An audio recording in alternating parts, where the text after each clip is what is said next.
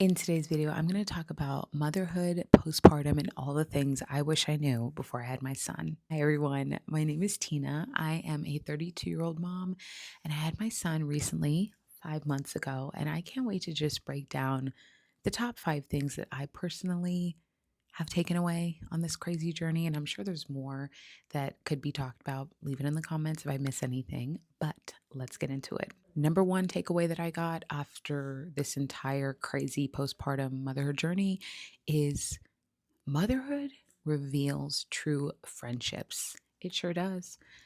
Motherhood and postpartum literally will show you every red flag, every green flag, all the things that you didn't want to see before, all the things you ignored in people in your circle, all the things that you let slide, you don't care anymore. You're like, I've seen all I needed to see. I'm aware that I've been rose colored glasses central over here, and you choose to lay it down and be brutally honest with yourself. And unfortunately, that means friends fall off. Unfortunately, that means you setting boundaries with people that probably needed boundaries to be set years ago. And it means being honest with yourself about the circle that you want around you and your family and your child. And a lot of the times, sometimes that looks like maybe having to be alone for a season. And that can be really jarring when you're a woman who maybe had a lot of friends before, gave pride to the fact that she had a lot of community. And so when you're looking at this new baby and you're like, wow, you're really my best friend. Or your partner is your best friend, your husband's your best friend, and the baby, that's not a bad thing. Because what's really cool about it is you get to start over, you get to start fresh, you get to rediscover not only who you are, but what circle and what type of people you want around the empire and the community and the family that you're building and the legacy you're building. Like, who gets access to this side of your life?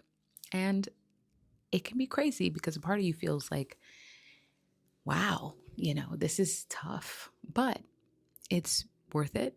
And as someone who is 5 months postpartum right now with my son, I'm grateful that I was able to be faced with that reality and took inventory and set boundaries. And I'm glad some people fell off because it's all about alignment and you just don't have the same level of time to deal with things that you dealt with before. What's cool is some people will fade, but what's amazing that I have found is some people will surprise you. There are people that will surprise you and come out of the blue and check on you and stop by and make you feel like a normal person. And this doesn't look like big gestures like, "Oh, hey, I'm flying in to see you," or "Hey, I'm going to come do your laundry," or "Hey, I'm going to come do this." Those are really nice. Don't get me wrong. But there is something really special about someone that maybe you didn't talk with as much, reaching out, a cousin, a longtime friend from back in the day, consistently seeing how you're doing and holding conversation that makes you feel like you're still connected to the world outside of your four walls of your home, your pump, your breastfeeding, all the things. Like there's something so cool about that and being able to witness that. Real community, you'll learn, doesn't just send a text. It doesn't just send a gift. It doesn't make excuses for, oh, I'm sorry, would have, I could have, but XYZ. And that's fine. Everyone's going through their own stuff. But at the end of the day, real community shows up. Real community leans into what you need in the new season. They don't judge you based off of who you used to be because you could have been a hyper independent. She doesn't need anybody. She's popular. She has it all together. So I don't need to check on her. No, real community will want to rediscover who you are in this season and will praise you and be excited to see you grow. So that's something that I definitely took away. Motherhood, at the end of the day, it strips away the surface, the shallow, and it forces you to go deep. And it shows you who's willing to stand in the fire and go deep with you. I actually looked up a really cool stat, and it said that studies show that over 90% of new moms report feeling lonely or isolated at some point during their postpartum period. And I definitely went through that. So, if you're in the middle of a postpartum situation right now, or you're pregnant and going to go through it soon, I just want to encourage you, let this season refine your circle of friends, how many friends you have, who stuck around, who didn't. None of that defines your worth. Remember, you literally brought a soul earthside on the planet.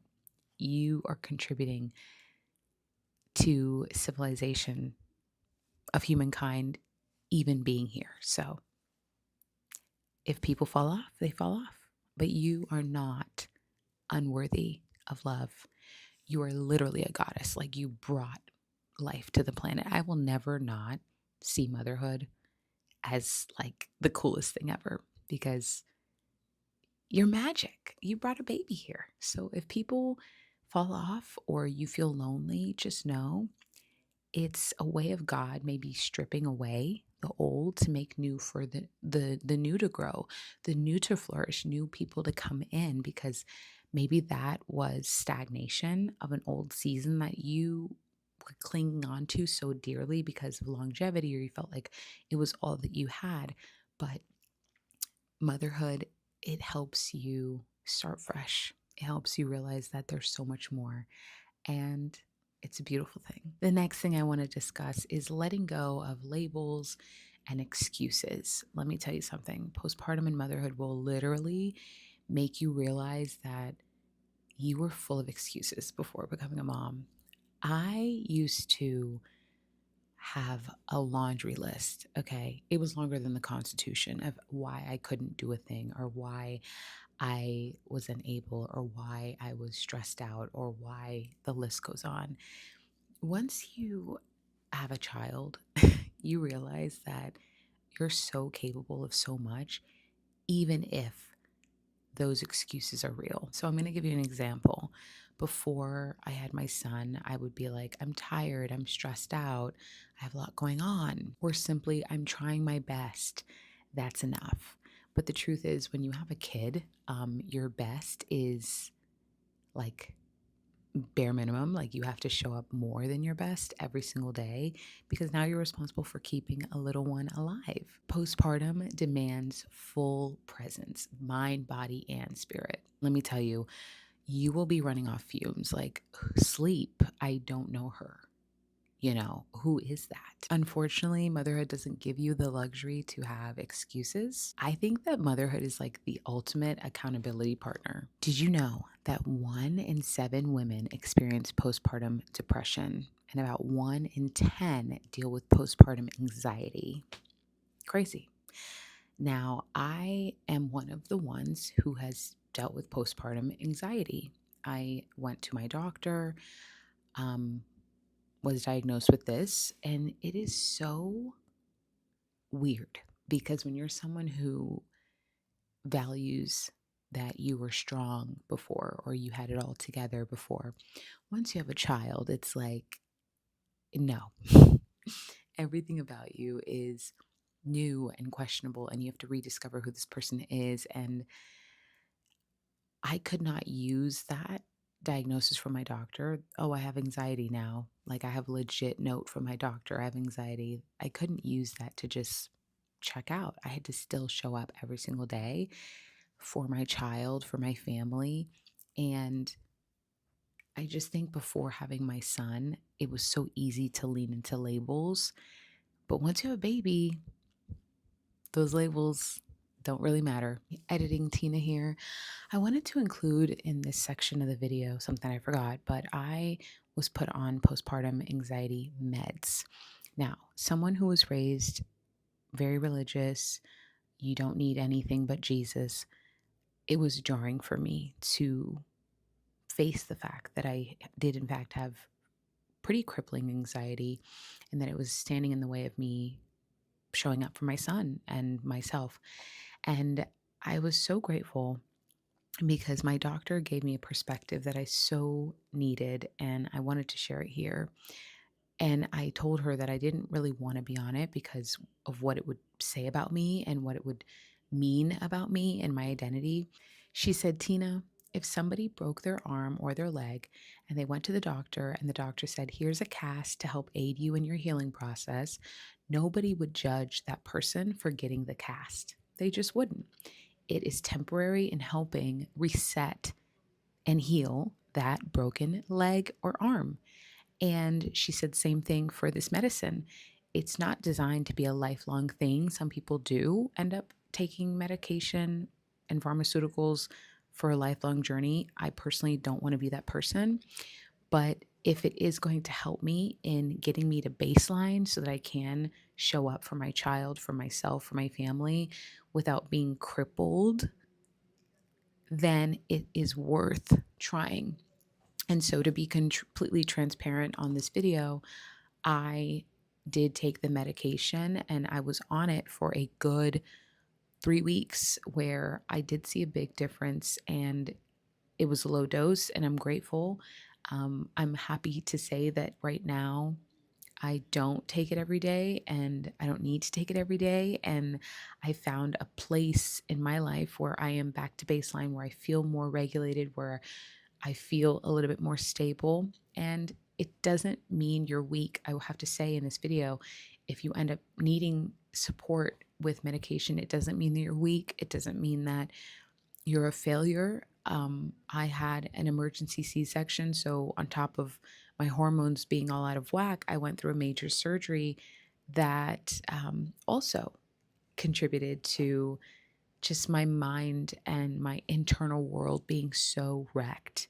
And so I'm grateful to say that I'm on this other side where I am healthier and more stable. But if you are a woman who is dealing with any postpartum anxiety or depression, please seek help and don't look at it as a weakness or don't look at it as what does this say about me? It doesn't say anything.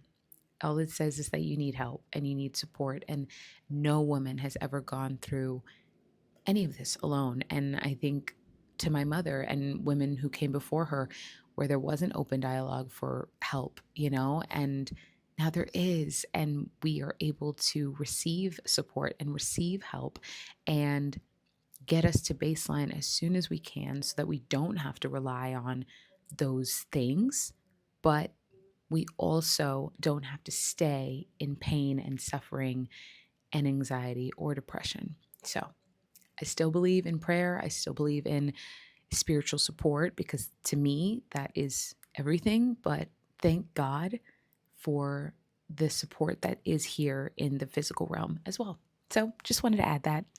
I could choose to survive every day, or I could choose to romanticize every day. Which brings me to the next thing I want to talk about, which is romanticizing your life. What does this look like? This looks like getting dressed when you don't feel like it. This looks like putting on a nice outfit, even when you're like, my kid is going to spit up on me. This looks like putting a little bit of makeup on, even if it's lip gloss, because we don't believe in ash over here.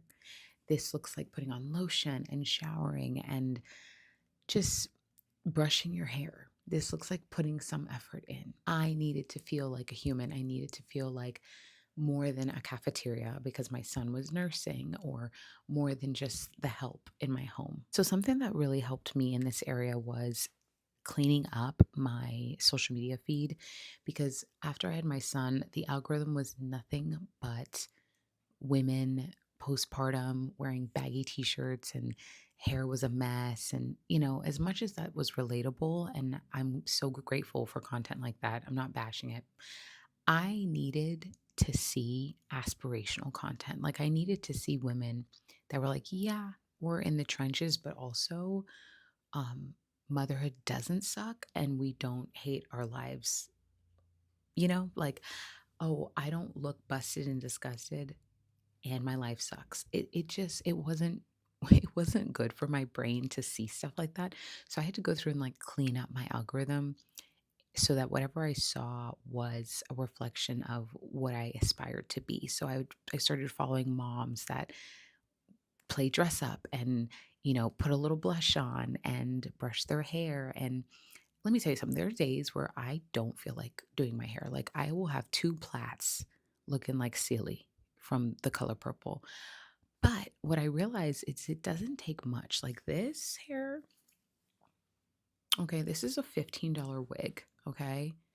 We throw her on and we keep it moving. 2 minutes. Lipstick goes a long way.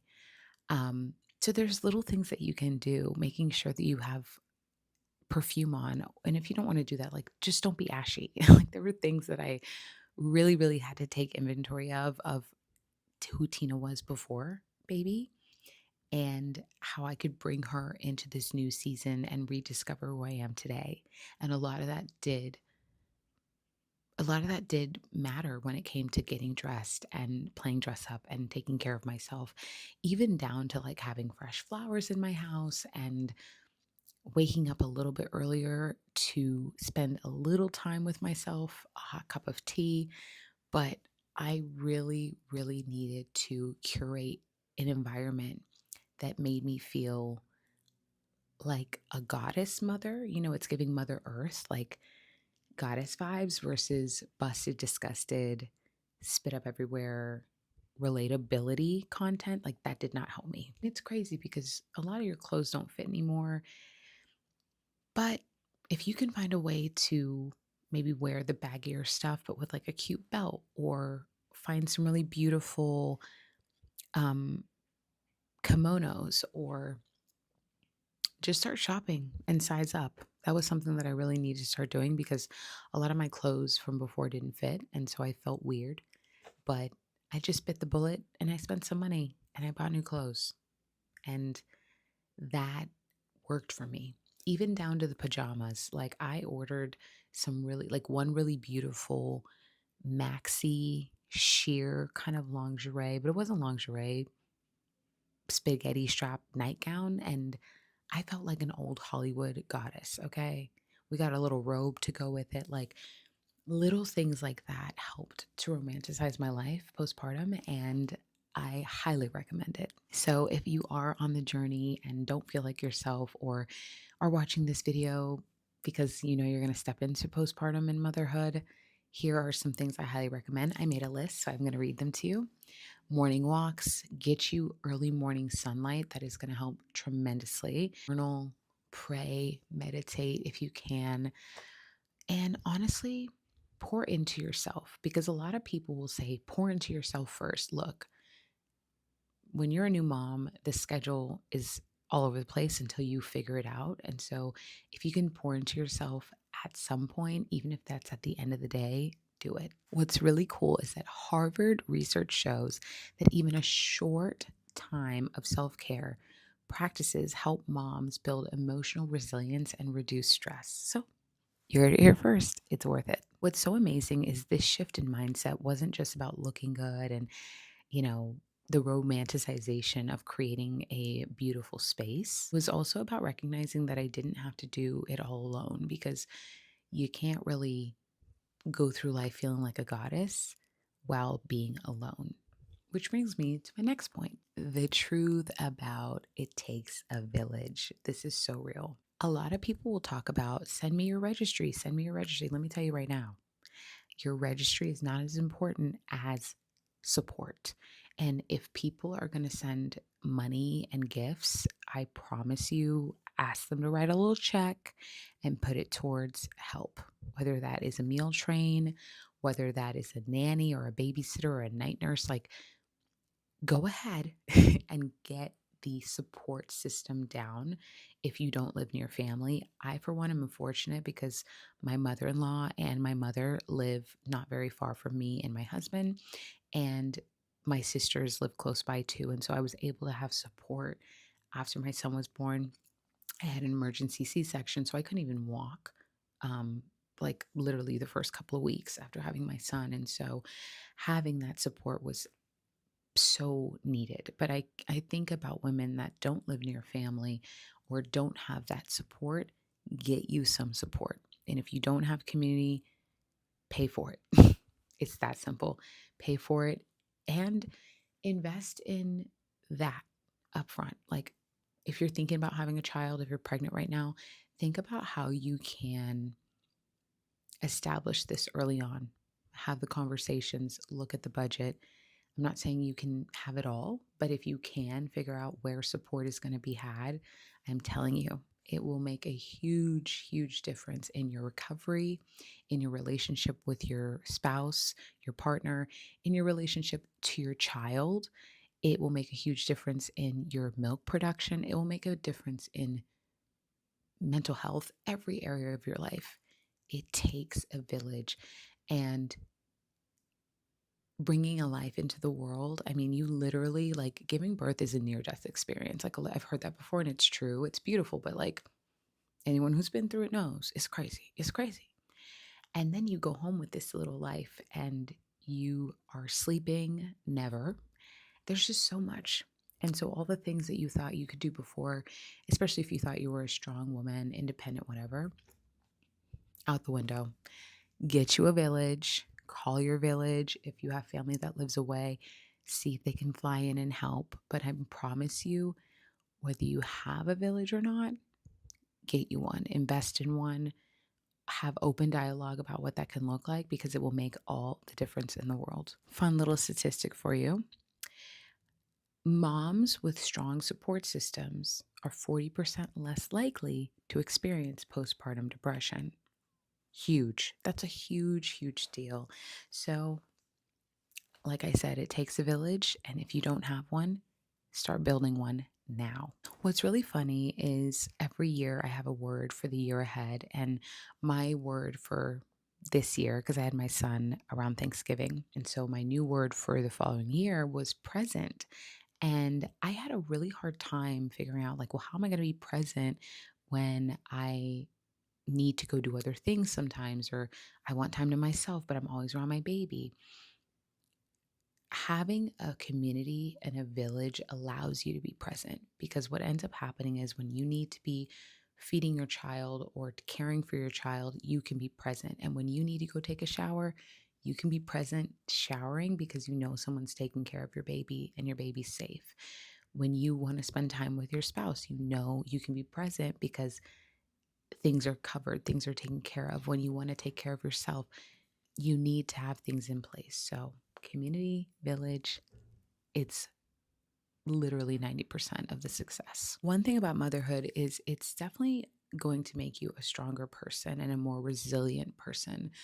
It's funny because now when I get online, TikTok, whatever, and I see videos of women maybe crying or talking about how hard their life is or how difficult things are because maybe they deal with anxiety or they have ADHD or you name it. I'm not minimizing what those women go through, but I will say when you become a mother, it's just like your brain can't even compute because you're like, wow, I am going off of 2 hours of sleep, trying to stay hydrated, trying to eat a well balanced diet, and also show up for my baby. And so it really shows you, motherhood really shows you how you are absolutely a superhuman to be able to still show up and still go through life and provide for a new life and a new baby.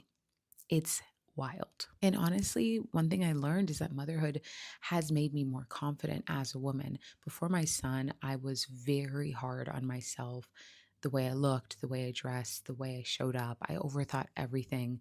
And now that I have my son and I'm in motherhood and postpartum, my confidence ironically has skyrocketed because I don't have time to overthink. So I just do. I don't have time to question or judge myself. I just have to show up. And what's beautiful is that my son loves me the way that I am.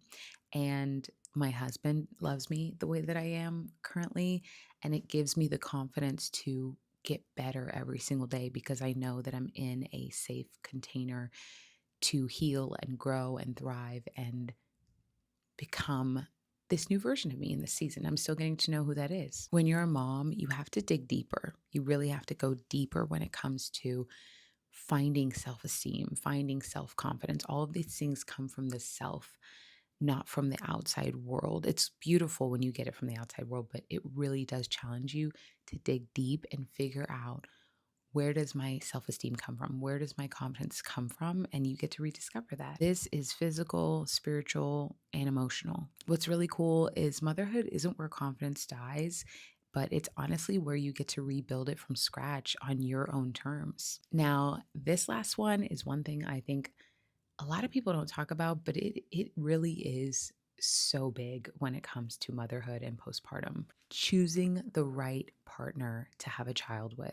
Now, I can't speak for everyone, and I have seen people have children together that maybe don't make it and experience ups and downs and all the things. But I will say, I can't speak for those people, but I can speak from my experience. And I am so grateful for my husband.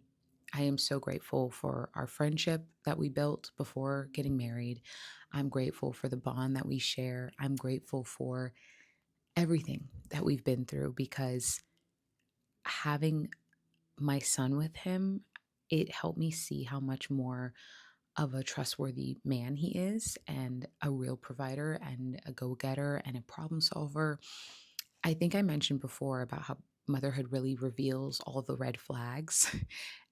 This is so true when it comes to the person that you choose to have a baby with, because when you're dating or newly married, there's rose colored glasses. You're in love. You're like, I'm in love. It's beautiful. Okay, well, when you have that baby and you come home, whether you had a C-section, you gave birth naturally, you are both going off of no sleep. Hopefully, you have community to help out, but even if you do, you still are not really sleeping. Every day is something new, a new curveball. It's whiplash. Okay, I'm speaking specifically as someone who only has one child. I don't know, I can't speak for women who have multiple, but that first baby is whiplash. And so you better have a rock solid relationship with your partner.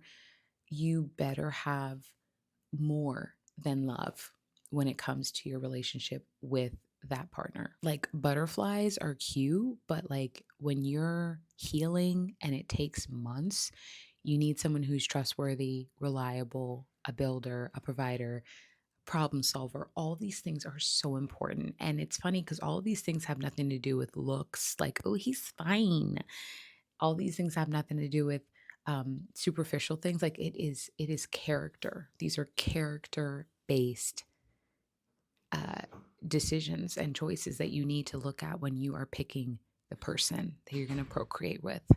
I will stand 10 toes down on the fact that women, we continue the legacy and the DNA of that man. So, because of this, women deserve to feel safe, provided for, and protected in return. And if you are dating or with someone or still looking to find someone to have a child with, make sure they check those boxes. Looks, superficial stuff, that is not important. What's important is being on the same page and knowing that you can trust that person to provide you with a safe environment, to provide you with a container if you want to relax and not go back to work. Can they do that for you? And even if they can't, are they, what's the word I'm looking for? Are they upward mobile thinking? Like, is their mentality, how can I get to that place? How can I provide that for my wife and my child? How can I provide that for her and the woman who literally is carrying on my DNA? It's important. And what's interesting is research shows that when a woman feels supported by her partner emotionally and financially, her postpartum health outcomes improve dramatically. Okay. It even impacts bonding with her child. Listen to that. It even impacts bonding with her child. So there's so much that weighs on the person that you choose to have a baby with, that you choose to procreate with, because you are literally carrying on each other's DNA and legacy. And if you are not with a person or can't find a person currently that checks off those boxes, it is not worth risking your life and changing your life and shifting your entire body to bring new life if you're not going to be supported in that way. Those are just my 2 cents. And I do think that People have been able to do it. Women have done it for a while. I'm sure there's a lot of women out there that had children with men that didn't check those boxes, but they will tell you, if they're honest, that it was one of the hardest things they ever had to do. And if you can choose to do it with a partner that checks off those boxes or without, I promise you, women will choose to do it with that partner that checks us off those boxes every time versus picking someone because of superficial things. You got to be on the same page. You got to have similar values. You got to have similar morals. You have to have similar outlooks on life. And not just that, you have to know that you can rely on them and trust them, because even if you're a woman who is hyper independent, makes her own money, is successful, that's wonderful. And that is not something you should ever give up, right? But at the end of the day, postpartum, it is a short journey in the span of a lifetime, but it feels like forever. It feels like so much. And so it's important for you as a woman to know, if I'm going to be in a season where I'm out of the loop, I'm not working as much, I'm exhausted, can your partner pick up the slack, or are they going to be looking at you like, hey, are you healed yet? Hey, you gonna get back on the saddle yet? Like, miss me with that? Not for me. It can be for you, but I'm telling you, as an internet girly, make sure that partner's right. Bottom line, love is beautiful, but love is not enough. Security, stability, and presence matters. So, if you're watching this before having a baby or considering having a baby, this is your invitation to choose wisely. And it's your invitation to have open dialogue and conversation about what the season of postpartum will look like for you. And it may be weird, especially for someone who's not used to opening up about what you need and being bold with what you need. But I'm here to tell you, you're going to end up being bold anyways once that baby gets here. So you might as well start now. And if you're already in it, I encourage you to lean into support, any support that you can get, because you're not alone. No woman is alone. And if you feel like you're alone, it's your sign to open your mouth and be vulnerable with where you are right now in your journey. Bottom line, motherhood is sacred.